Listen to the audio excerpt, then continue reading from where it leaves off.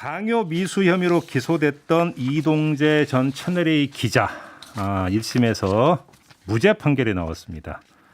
이후에 한동훈 검사장 같은 경우 MBC를 향해서 아주 날선 또 비판하는 어떤 입장문을 내놓기도 했는데요. 자, 이거 모아서 이분께 한번 좀 질문 드려보도록 하겠습니다. 자, 이 사건을 최초 보도했던 분이죠. MBC 장인수 기자를 스튜디오로 직접 모셨습니다. 어서 오세요. 네, 안녕하십니까. MBC 장인수 기자입니다. 오랜만입니다. 네, 오랜만입니다. 일단 좀 무죄 판결 총평부터 좀 부탁드리겠습니다. 글쎄요, 뭐 판사가 그렇게 판결한 거니까요. 예, 존중해야 되지 않나. 다만 이제 언론의 자유를 굉장히 절대적인 가치, 재판을 통해서 함부로 침해할 수 없는 가치로까지도 이렇게 언급을 하셨더라고요. 선고를 네. 보면. 예. 기자의 한 명으로서는 상당히 반가운 일이고요. 이런 판사님들이 많이 늘어났으면 좋겠다. 네. 예. 이런 생각을 하고 또 국민의 한 사람으로서는 그럼 앞으로 기자들이 자신의 인적 네트워크를 활용해서 고위층 누구랑 친하다 이러면서 협박하고 그 사람 성대모사 시켜서 혹은 실제로 그걸 녹음해서 들려주면서 증거로 제시하고 이러면서 너 가족이 다친다. 이런 식으로 하면서 자신이 원하는 정보를 얻어내거나 그렇게 시도해도 네. 제가 안 된다는 얘기 아니에요. 그거는 글쎄요. 예, 좀 약간. 근데 어차피 이제 네. 기소된 내용은 강요 미수 혐의이니까 네. 강요가 성립되기 위한 어떤 조건을 먼저 제시를 한 다음에 네. 거기에 부합되느냐 안 되느냐 이걸 좀 따진 것 같아요. 재판부 같은 경우는 내용을 보면 그러니까 피고인들이 신라진 수사를 담당하던 검찰의 행위를 사실상 지배하거나 검찰에게 영향을 미칠 수 있는 지위에 있는 것으로 믿게 하는 명시적, 묵시적 운동을 했거나 아니면 신라젠 수사와 관련한 검찰의 행위가 피고인들의 의사에 의해서 좌우될 수 있는 것으로 피해자가 인식한 경우에만 이게 성립이 되는데 네. 그건 아니다. 네. 고로 무죄다. 이런 판단인 것 같은데 어떻게 받아들이십니까? 이게 좀 저는 개인적으로는 증거가 좀 명백하다고 봤습니다. 이제 편지가 있고 편지에서 실질적인 협박이 있었고 그다음에 이제 제보자 X를 만나서 세 차례 만나서 녹취록을 보여주고 또 녹취록에 녹음된 음성까지 제시하고 예. 그다음에 또 이동재 기자가 얘기한 대로 실질적으로 검찰 수사가 그렇게 이루어지고 그러니까 그 안에 이제 교도소 안에 잡혀 있는 이철 대표 입장에서는 당연히 공포를 느끼고 이랬을 거라고 생각하는데 그런 증거들을 잘 받아들이지 않았더라고요. 이제 제보자 X와 만나서 나눈 그런 어떤 대화에 대해서는 어떤 제보자 X의 어떤 의도 같은 것들, 그리고 제보자 X가 그걸 잘 전달했느냐, 뭐 이런 부분에 대해서 상당한 의문을 제기하면서 그런 부분들을 다 이렇게 받아들이지 않았더라고요. 하나만 더 여쭤볼게요. 이런 부분도 있습니다. 피고인들이 전하고자 한 메시지의 핵심적인 내용은 비리 정보를 제공하면 검찰 관계자를 통해서 선처를 받을 수 있도록 도와주겠다라는 것이지 공소 사실과 같이 비리 정보를 제공하지 않으면 검찰 관계자를 통해서 중하게 처벌을 받도록 하겠다는 의미가 아니었다. 이 점도 지금 강조를 했는데요.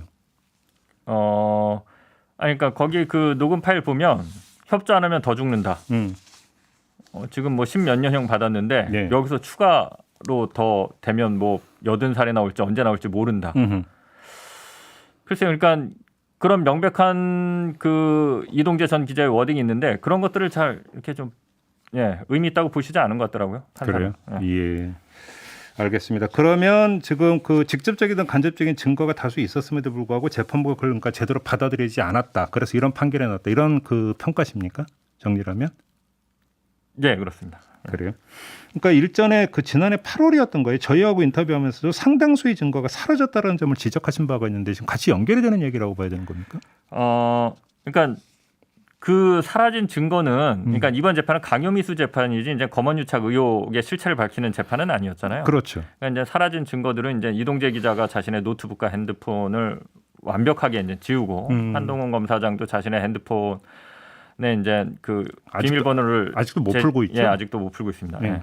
그러니까 이제 좀 그걸 들여다봐야지 사건의 실체는 드러날 텐데 그것과 상관없이 이제 이동재 기자가 강요를 했느냐, 그래서 강요 미수였느냐, 이거는 그거 안 들여다봐도 이미 드러난 증거 갖고 좀 저는 충분하다고 봤거든요. 개인적으로. 근데 뭐 저는 이제 법조인이 아니니까. 예. 알겠습니다. 근데 지금 이걸 한번 여쭤볼게요. 그러니까 지금 재판은 강요미수 재판이지 검언유착 그 비판 그러니까 재판은 아니었다고 지금 말씀을 해주셨는데, 예. 근데 이 재판 결과가 나오고 난 다음에 한동훈 검사장은 이게 그 검언유착이 없었음을 증명하는 재판인 것으로 간주를 해서 입장을 여러 번 내놓은 바가 있는데, 이런 어떤 입장 표명을 하면 어떻게 평가를 하십니까? 그런 분이 어떻게 지금까지 검사를 했는지 잘 모르겠어요. 아니 왜요? 아니 그건 누가 봐도 알 수 있는, 이게 강요미수 재판이지 검언유착의 실체를 밝힌 재판이 아니잖아요. 그리고 그 판사의 선고를 봐도 네. 검언유착은 가급적이면 언급을 안 해요, 판사 자체가. 검언유착의 실체가 드러났다 안 드러났다, 그리고 그거에 대한 증거는 이거다 아니다, 이런 얘기를 안 해요 전혀. 거의 예, 그냥 이동재 기자를 강요미수로 벌 주는 게 맞느냐 아니냐 이것만 따지거든요. 그렇죠. 아 근데 이거 그러니까 뻔히 아는데 네. 뻔히 아는데 그냥 뭐 예, 그렇게 자기 살 길을 찾는 게 아닌가 뭐 이렇게 생각합니다. 그럼 요즘은 좀 어떻게 보세요? 그러니까 그 어제 한동훈 검사장이 입장문을 또 추가로 내놓은 계기가 MBC 뉴스데스크에서 이 판결과 관련해서 MBC의 입장을 밝히면서 우리는 첫 보도를 할 때 검언유착이라는 표현도 없었고 규정도 하지 않았다라고 하는 그 입장 표명에 대해서 강하게 비판을 했거든요. 이건 일단 어떻게 받아들이세요? 저는 사실 지금 단계에서 거의 검언유착이 본인이 입증하지 않았나 이렇게 생각하거든요. 당연히 이제 저희가 그동안 이제 이동재 기자를 끊임없이 보호하고 예. MBC나 혹은 다른 뭐 KBS나 이런 보도가 날 때마다 여기에 대해서 강하게 반발하셨는데 네. 당연히 처음에 보도할 때는 이게 검언유착 의혹으로서 보도를 한 의혹. 네. 예. 그러니까 검언유착이라고 저희도 규정을 못하죠. 뭐 결정적인 증거가 없으니까. 예, 예. 예. 그러니까 유착이 된 게 맞다면 검언유착인 거고 유착이 없다라고 하면 그건 네. 이동재 기자가 혼자 그렇게 무리한 취재를 한 건데 이후에 드러난 많은 증거들을 보면 한동훈 검사장 같은 경우는 자기는 신라젠 수사를 담당하고 있지 않기 때문에 그 어떤 기자와도 신라젠 수사 관련한 얘기는 나눈 적도 없고 따라서 그런 녹취록도 존재할 수 없다. 저한테 이렇게 밝혔는데 네. 드러났죠, 거짓말이라는 게. 부산에서 이동재 기자, 백승우 기자 만나서 많이 얘기했죠. 예. 뭐 그리고 채널 A 내부 진상 보고서에도 나오지만 채널 A 내부적으로도 이게 한동훈 검사장이라고 다 인식하고 있었고. 예. 그리고 뭐 둘이 두 달간 300여 차례가 넘는 전화를 주고 받았고.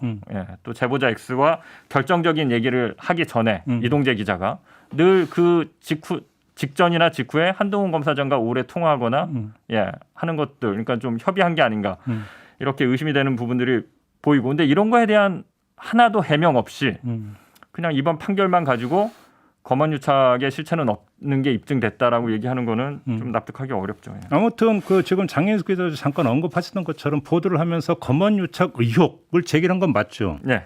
그렇죠.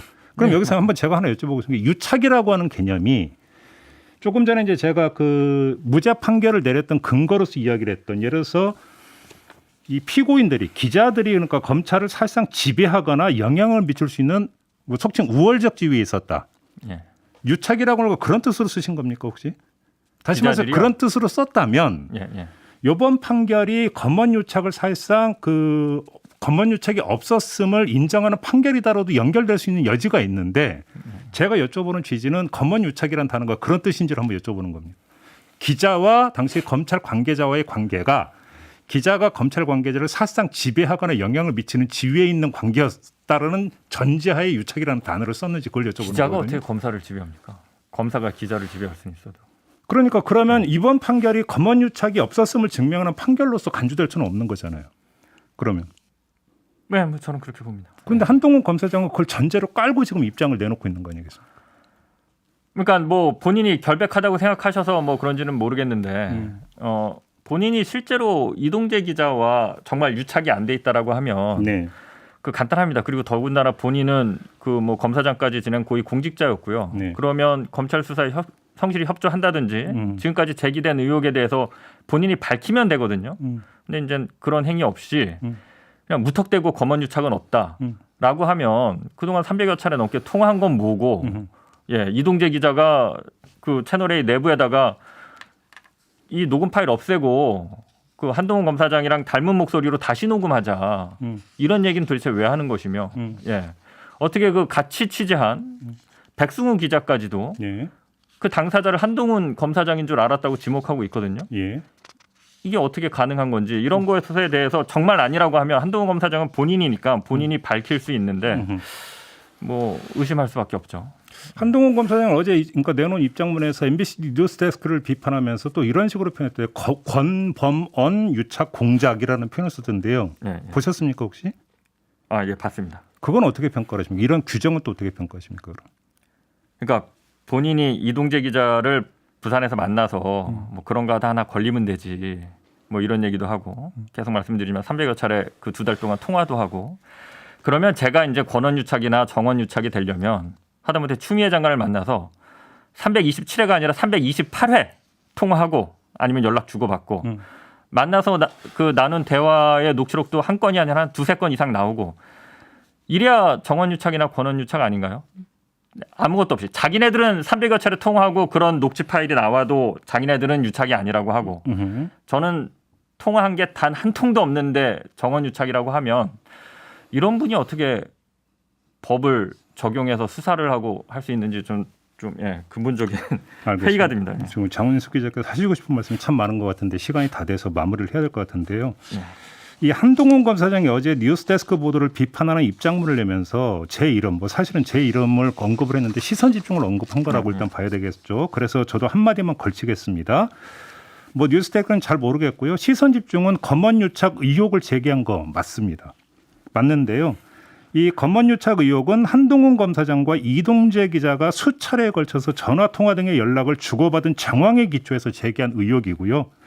그 의혹의 합리성은 한동훈 검사장이 권범언 유착 공작이라고 주장했던 수준에 비춰서 결코 떨어지지 않는다. 요점만 그러니까 다시 한번 전달해서 말씀을 드리고 의혹의 실체를 규명하기 위해서 지금이라도 한동훈 검사장이 자진해서 휴대전화의 비밀번호를 공개할 것을 정중히 촉구한다는 말씀만 드리도록 하겠습니다. 이건 시선 집중의 입장입니다. 네. 이렇게 하고 이제 마무리를 좀 해야 될 것 같은데 좀 체크 못한 부분이 있으면 좀 한 1분 정도 시간을 드릴 수 있을 것 같습니다.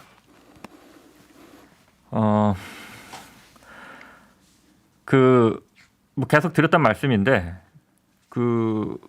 좀 원칙이나 법이 좀 동등하게 적용됐으면 좋겠어요. 이제 내로남불이라고 많이 하죠. 동등하게라고 하면 무엇과 비교해서 하시는 말씀입니까? 평등하게. 그러니까 자기네들한테 적용한 그 기준을 남한테도 적용하고 남한테 적용한 그 기준을 자기한테도 적용했으면 좋겠어요. 그러니까 계속 권언유착이라고 하는데 예.